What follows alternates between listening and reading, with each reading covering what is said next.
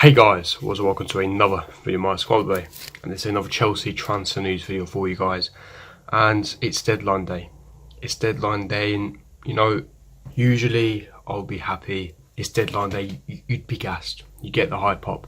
You'd be excited because there's potentially late incomings, big incomings. But with this year, and especially in this window, the rumours and the news have been completely dead, and it's as if no one is coming anymore. No deals are materialising, and we won't be signing anyone in this window whatsoever and on deadline day. And with a few hours to go, it's still official, and we know that we won't be signing anyone in this window. And we were told after we peeled the ban that, Fabrizio Romano kept saying, and all these reports and journalists saying that, Chelsea are really working hard on their targets, the board are really working hard, and that, we're going to make the efficient signings to guarantee a top four. It never happens. It never happens, and it's honestly frustrating, man.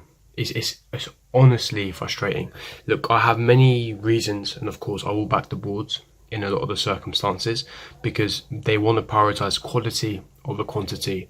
However, not even getting a short-term signing like a Dries, Mertens or Cavani to ensure that we secure top four, to get the pressure off Tammy Abraham, I think it's, you're definitely playing with fire at this point because Lampard has done his best to get in this position, and if we don't get top four at this point, the board will have blood on their hands. I know they want to save funds, they want to save wages, but the fact that we made zero signings, and the thing is as well, if you're not going to make signings, at least sell some deadwoods, and we didn't even manage to do that. Why is Pedro, why is Barkley, why is Giroud, who is desperate to leave, still at this football club? There are so many questions that need to be asked, and it was clearly evident in Lampard's press conference of what he's feeling. He's frustrated, you could tell by his face, not many smiles. He was very frustrated with the outcome, very quick, short, snappy answers, very abrupt answers, left the press conference early. You can tell that he is frustrated and not satisfied with the business because we haven't done anything. We've done nothing, It's as if that we still had a transfer ban because we didn't sell anyone and we didn't sign anyone, certainly. Now, I understand why we appealed it, even if we didn't sign anyone. You want to protect the image of the club. You want to, get one over FIFA and prove that you were in the right for future circumstances, for futures as well. So I get that completely. I get the financial and the business aspects of Chelsea. But when it comes to on-the-pitch performances, plus, signing players, I'm afraid it's just not there. And this transfer video is going to be on why Dries Mertens never happened, what the reports are saying, why the deal never materialised, Olivier Giroud staying at Chelsea after, of course, late bids and late, interest from Lazio, Inter Milan, and of course Islam Slimani, another Chelsea target that was rumoured late on. But starting off with Dries Mertens. Now we know that Dries Mertens, the deal is off. Now many reports and publications were reporting this. Now yesterday morning was the first publication. Di Marzio, a very reliable Italian journalist, as we know, broke that Chelsea have contacted Napoli regarding Dries Mertens and they want to sign him. However, they are worried that they left it too late. Now the issue, we know that the circumstances of Dries Mertens, he has 6 months left on his contract, on his deal.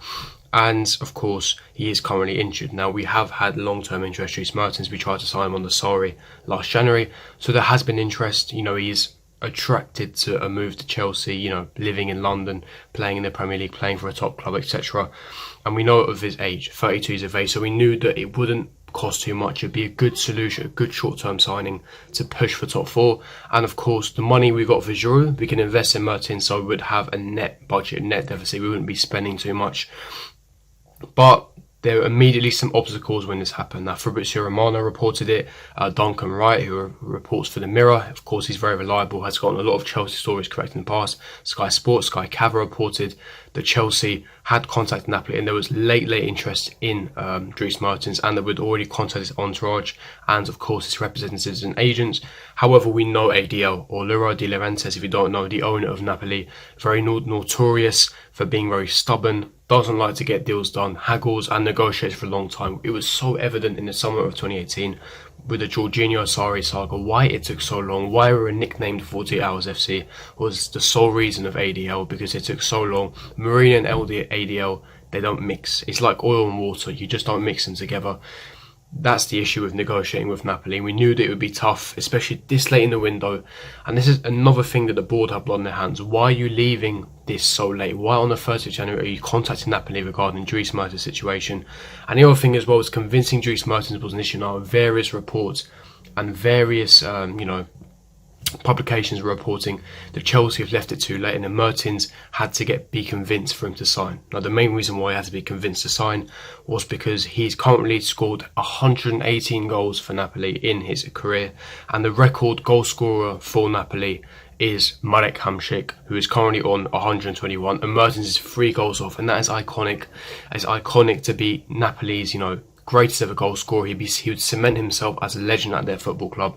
And if he moves to Chelsea now, he's jeopardising that completely. Plus, Napoli, they're in a precarious position right now. He's just come back from injury. And of course, you got the situation with ADL negotiating with him. It was going to be very time consuming, and it just wasn't going to be realistic. Now, the reports kept intensifying that Chelsea are going to push for one last bid today.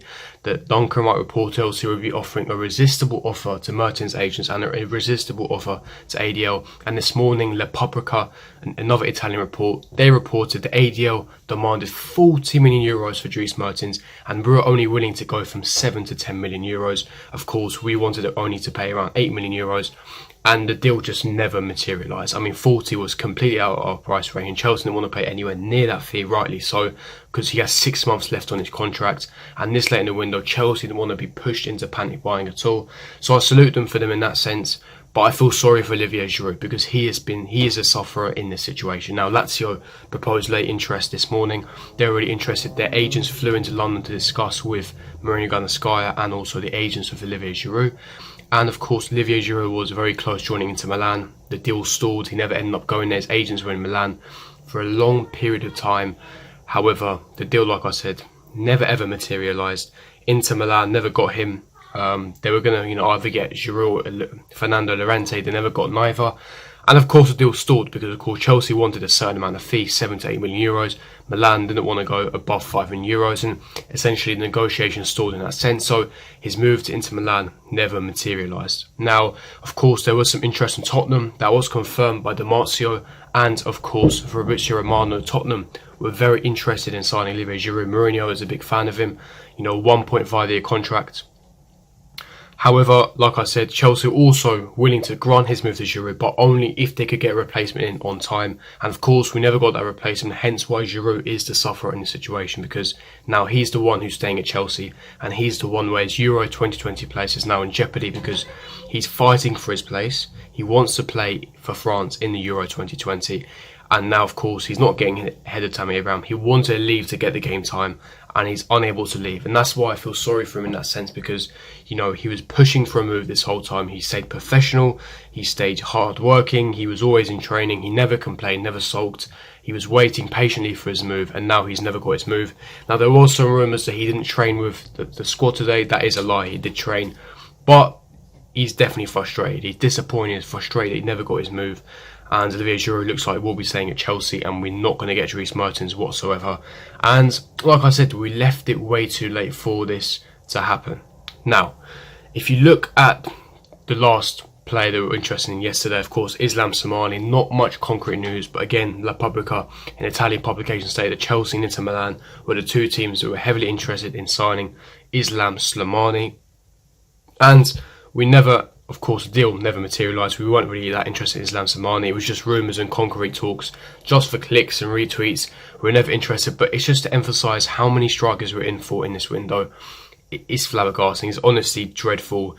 The fact that we've got zero business. I understand that they prioritise quality over quantity, and of course they want to save funds for a mega sum in the future, and they didn't have that long to plan, considering that they were only informed 3 weeks before that CAS overturned our ban. However, to not even get one signing or offload deadwood, at least be productive in the window, we haven't done literally anything, and it's misled fans a lot. The only signing we made was free sponsor. That was literally it, and I'm sorry, that's just simply not good enough, and they have no excuses this summer. This summer, I want the board, from the start of the summer to the end of the summer, to make those quality, elite, world-class player signings that the Chelsea fans crave, that this squad needs. The squad is in desperate need of world-class additions. It needs an overhaul. It needs to be bolstered. It needs to compete again.